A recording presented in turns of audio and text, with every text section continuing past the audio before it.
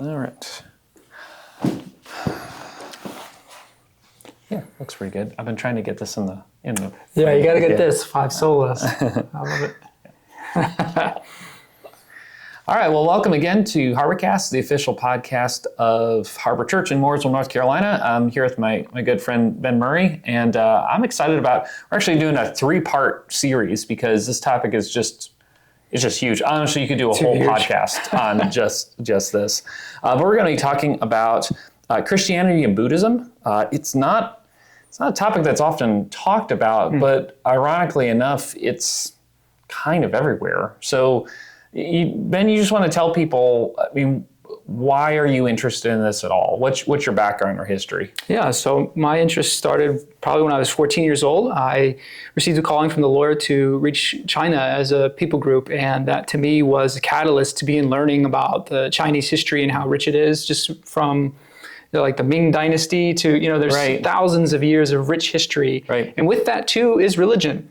Religion forms a society, and of course Buddhism became the prevalent religion within that time and continues to be today, even though China today would be more secular and atheist, but it's still it has its strongholds, especially in India and when I was a missionary in Taiwan, which is really at the peak of my interest because that was the people I was trying to reach. And a lot of them had Buddhist leanings, Buddhist mysticism, Buddhist beliefs and tenets. Confucianism was thrown in there, and then some Tai Chi, but a mix of, it's what we call folk religion. Right. So I felt like to better reach the people of Taiwan, Buddhism was a mystery that I had to better unravel and understand just what is it and what do they believe, and then how to speak to a Buddhist and make appeals to the gospel. Yeah, no, that's great. And we were talking earlier about how this is not just something that missionaries have to worry about. It's really kind of all around.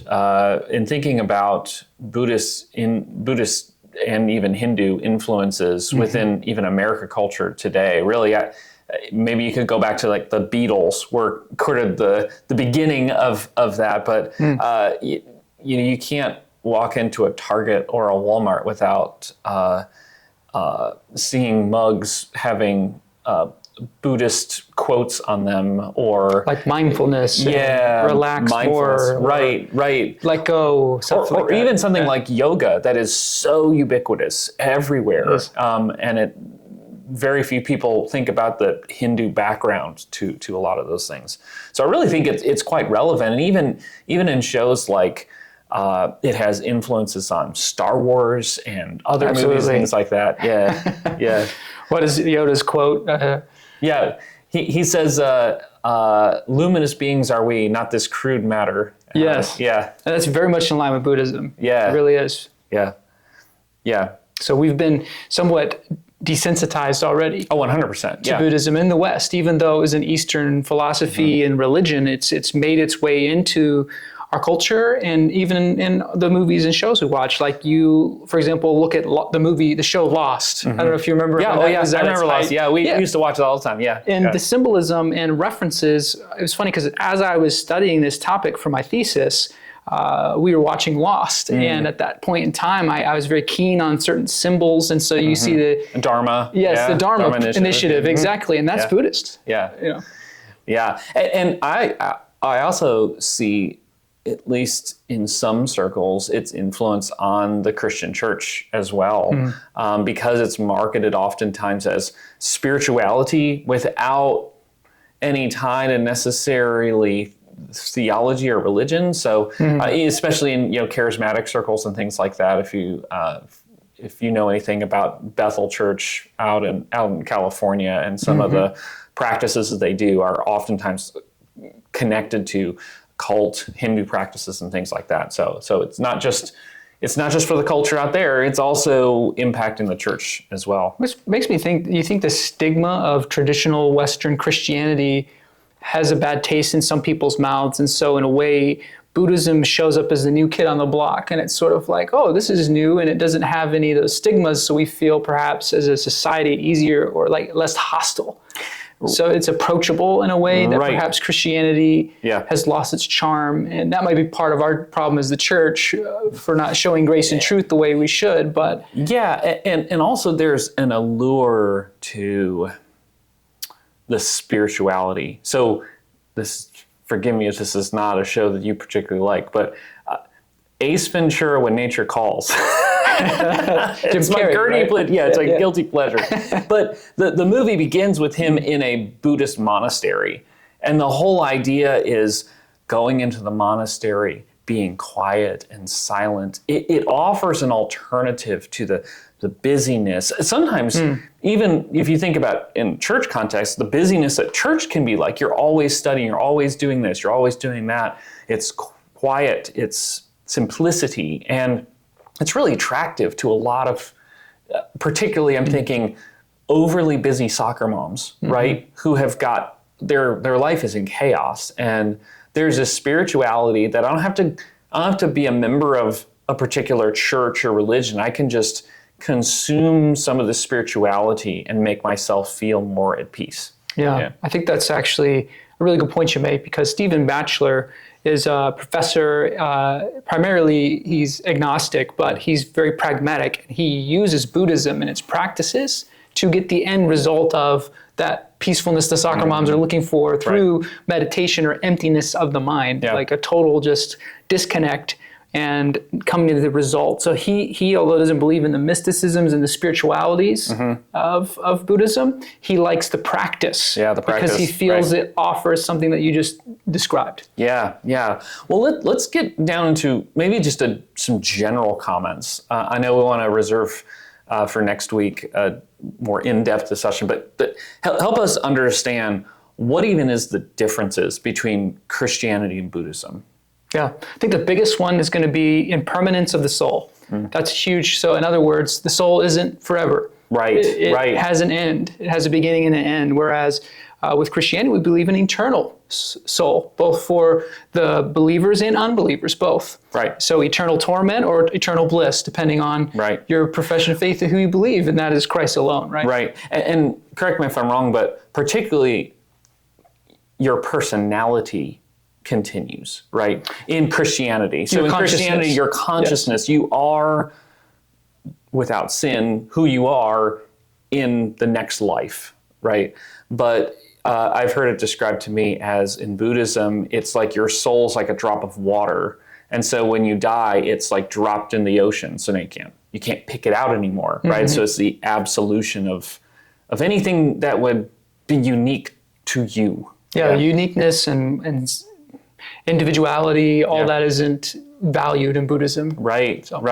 Yeah, which is ironic because the Americanized version is all about individuality, It's all about me and me feeling Number better. one, yeah, for sure, which is interesting that it hasn't appealed to the West at all for that reason.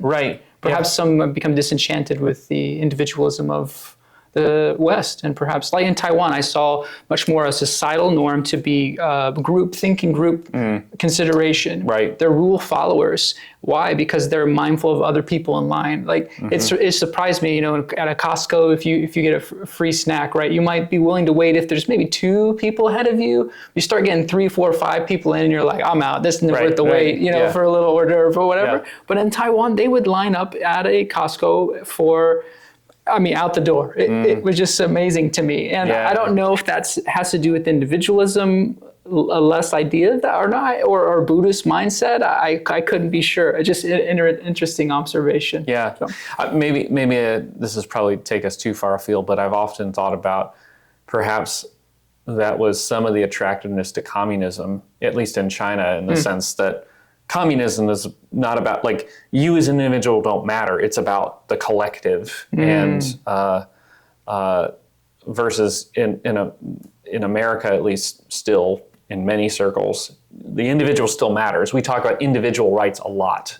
We don't talk about individual rights in other places. No, you don't. You'll see that, and perhaps that's an influence of Buddhism. I'm not sure. I haven't studied that far. Its impact on society and then government structure. So does Buddhism worship God or gods? What does that look like? I think their closest thing to God would be Buddha as a leader. They look to him as a sort of you say the standard, right? They all want to achieve nirvana. Buddha was the first to achieve that level of mindlessness, if you will, or detachment from this creation that we are, and was able to escape suffering as a result because he was able to transcend that through the many methods that they call the eightfold or fourfold truth or path. So back to your question, to answer, no, they don't have a singular deity or multiple deities. No.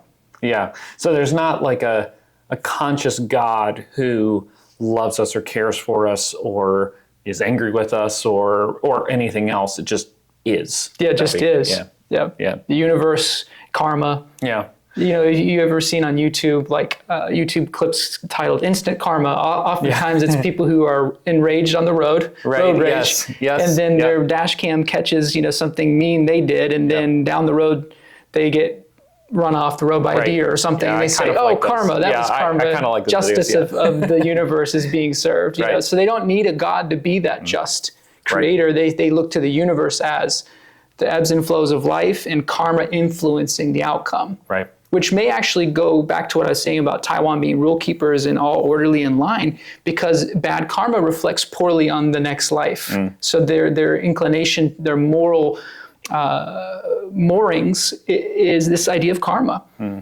Yeah, so there's not sin per se. It's just, and so therefore you don't really have, maybe not in the same way as Christianity. Like Christianity, if you asked average Christian, tell me what the rules are of Christianity. You would say something like, well, the 10 Commandments. Sure. Right?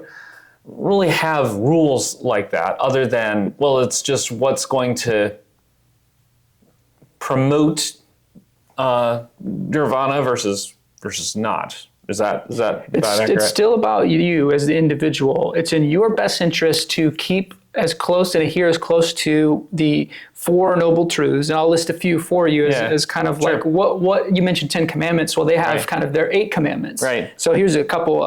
Right understanding. So it's recognizing reality of suffering, its cause, its end, and the path leading to its end. And then there's a practical application of that, which would be the study and reflection of Buddhist teachings to develop a deep comprehension of those truths, and regular meditation and mindfulness practice to help in gaining that insight. So this is the right understanding. That's just one of the 8. There's right intention, right speech, right action. So it's what you do or don't do. All that contributes to your karma bank, if you will, to either good or bad outcomes in the next life. Rebirth. So if you could, as we kind of wrap things up for at least this episode, if you could highlight just 2 or 3 dangers of Buddhism, what would they be for the Christian? I think, for a Christian or just anyone? Or maybe in general. In general.